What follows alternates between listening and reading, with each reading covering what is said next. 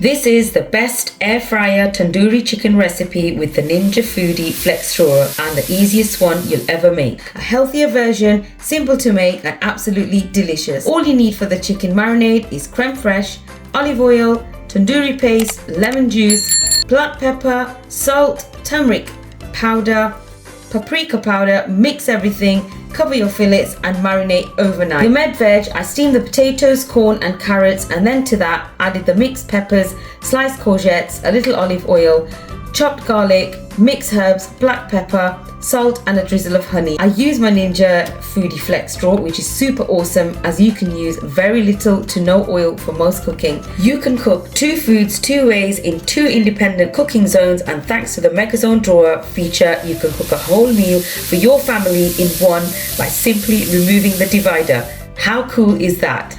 Mix and throw in the veg in your drawer, place the fillets on top and roast for 20 to 30 minutes, turning the fillets halfway and adding the vine baby tomatoes at the same time. The aroma in your kitchen is incredible. Try it soon, you'll love it.